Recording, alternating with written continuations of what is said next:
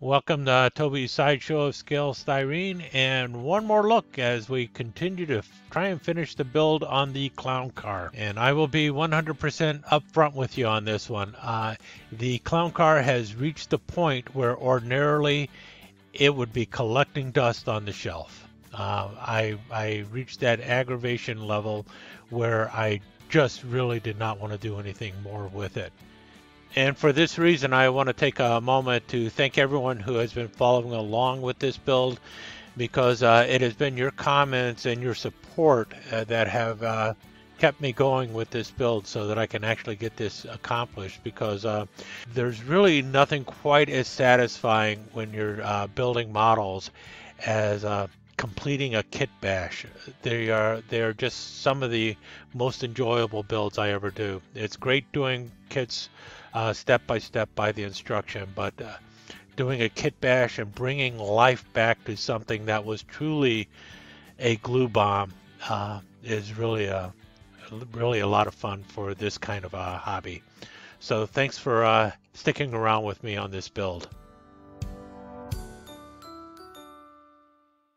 Okay, I guess I'm going to refer to this episode as one step forward and two steps back with the clown car. As you can tell, the rear fenders have been taken off, and that's because when I went to put the right here is the rear tail light.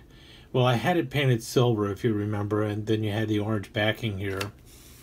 Let's do it this way, maybe. Any case, when I painted it the silver over with the clear red, it blended right into the orange like nothing had happened. So I've decided I'm going to need to paint the fenders a different color. So I have since sprayed over the fenders with the apple green, or whatever you want to call it, light green X15 from Tamiya.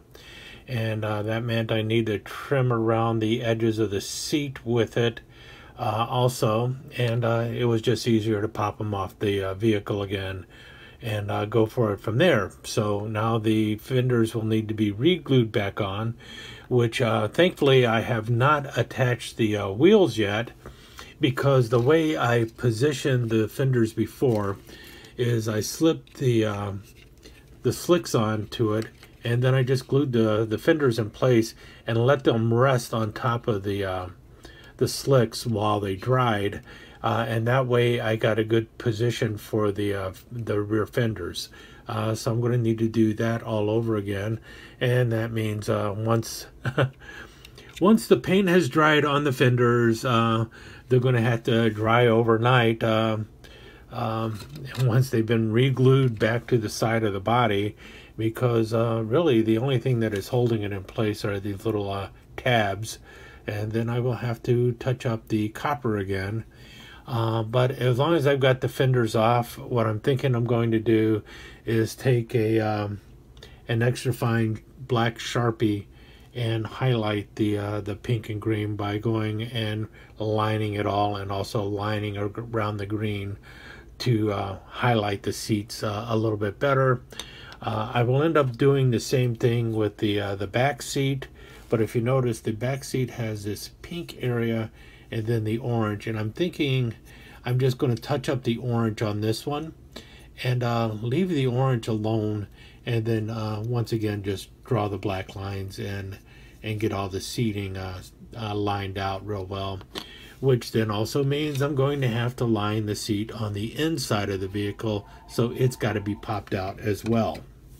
And that also brings us a little bit to the interior. As you can see, I've lined the outside of the door with black, and I noticed that there was no markings for the inside, so because there's absolutely no detail on the inside. So what I'm doing is I'm also taking a black Sharpie, and I'm basically just drawing a line for where the door would be, and then I'm taking a small piece of plastic sprue. Actually, it's evergreen strip. I'm painting it copper, and then I'm gluing it to the inside, as you can see there, for a door handle, and then I'm just lining that with black, also with the black Sharpie, to give some kind of semblance of something on the inside of the clown car. I don't think I need to do much more than that, because you're really not going to see too much once the roof is in place. It's not like you're going to be able to see a lot, and also once the front dash is glued in place. Both of those will help cover up some of the interior, but I thought I would do a little bit so that you know, if what you can see through the window, you can see. So it'll at least look like there's some semblance of an interior in there. We'll see how that works. And that's where I'm at as I took another step back. I might also end up cutting this and evening out the rear end here, because it's at a little bit too much of a cant. So I might end up breaking this off the drive shaft, bending this a little bit, and getting it straightened out too. As long as I'm taking a step back, I just as well try and get that fixed up too. You can see how when you're doing a kit bash, or you're just you know, doing something, you're modifying and everything, you've lost the instruction sheet, so you have to just kind of do it as you go along. It's not a simple build of just step 1, step 2, step 3.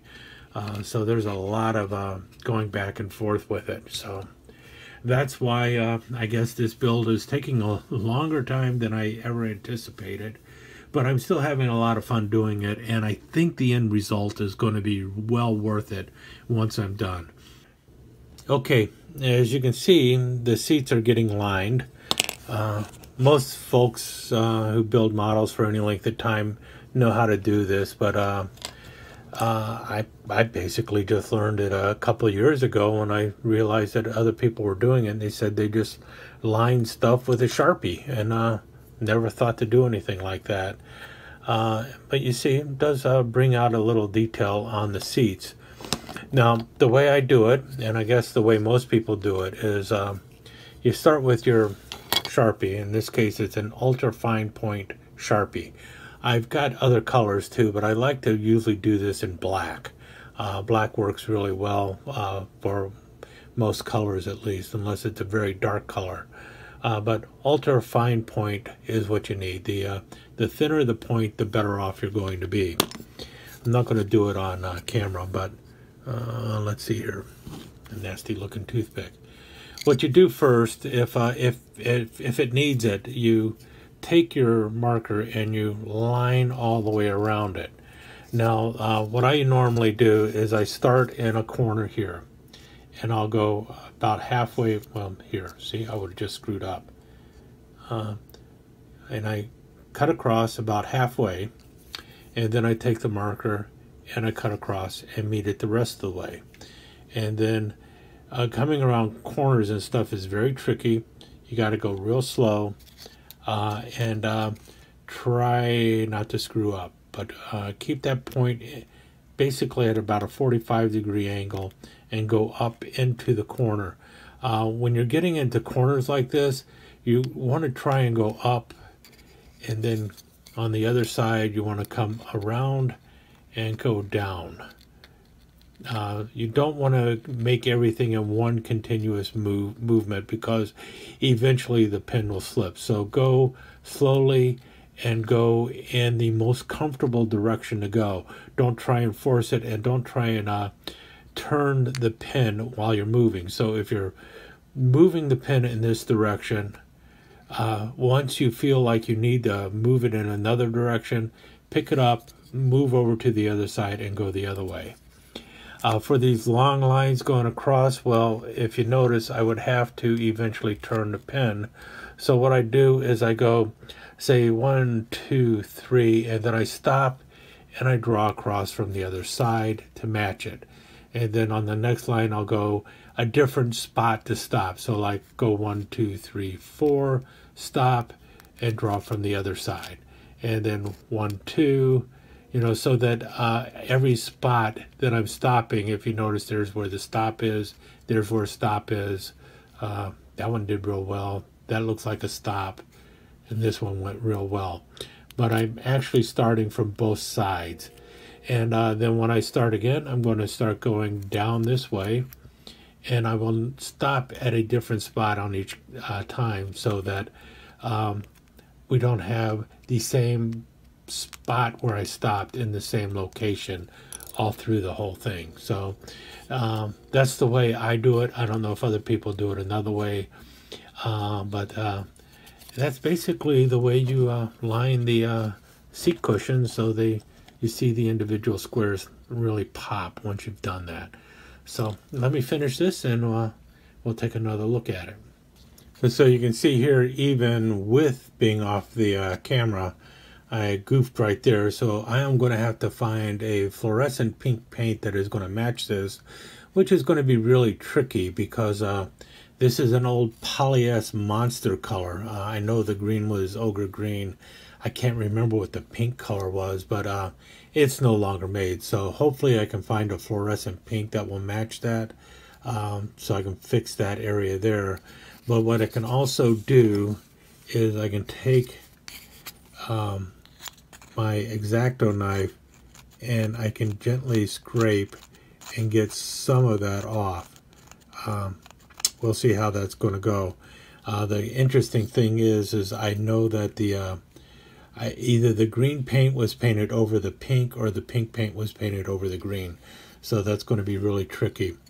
I also realized very quickly that coming around this corner was going to be difficult, so I have to do each one of those individually. And that's what I've been doing. And if you notice, I put in different lengths of line in different spots. So I've got to fill in all the little gaps that are still going on there. And you can see right there, another mistake that I have to fix. But at least it's going to be on the inside and hard to see, so that'll be helpful too. But that's the way the cookie crumbles when you're doing this. You can make a mistake still if you go too fast, or if your pen slips, and that's what happened. Pen slipped. Okay, so fortunately the worst errors I made are going to be on the inside of the vehicle. Oh, I still got another line to draw. So I need to get some fluorescent pink and some fluorescent green and do some touching up. But on the bright side, because all of the lines have been drawn here, if this fluorescent pink doesn't match perfectly to that, if this fluorescent green doesn't match perfectly to that fluorescent green, it's not going to be as noticeable. And the same thing with the pink, because you have the black line around it. So the colors have to be close, but not 100% on top of each other perfect. So it should be easy to get those little areas fixed, and then well, I'll be able to put this seat back into the kit one more time, and maybe I'll start being able to do 2 steps forward and 1 step back and get this finished. Okay, so I went online and started looking at the prices for fluorescent paints, and they were coming in at $7 a bottle, and I'm not going to spend that kind of money. So what I've done for the green, at least so far, is I took my light green and some flat white and my handy dandy mixing bowl, and I mixed a green that is about as close as I can get to it. And you can see here the matchup. It isn't perfect. Well, it's not fluorescent, so if under a black light you would notice it right away. But we're talking about something that is going to be inside the car where you're not going to see it much anyway. So I'm using that green, and I'm touching things up with it. And is it perfect? No, it's not perfect, but it's going to be close enough as far as I'm concerned. And where I need to, I'm just doing the entire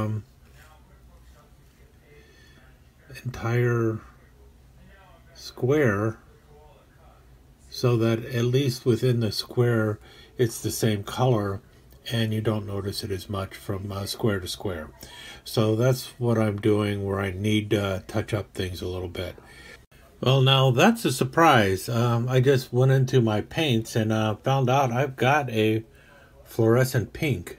I have no idea why, but it is there. I don't know if I have a fluorescent green, but what I can tell is that this Tester's fluorescent pink is nowhere near the same shade as the old Poly S monster color, whatever pink that was. So my options are I can repaint every square, or I can try and mix up a color. And I think what I'm going to go with plan A and just go ahead and paint every square, every one of the pink squares pink. Okay, so we've replaced the drive shaft, going back to the quick change differential here. Obviously that is at one extreme angle there, probably more than 45 degrees, so who knows if that would actually work in real life. But I did want the differential straightened out a little bit.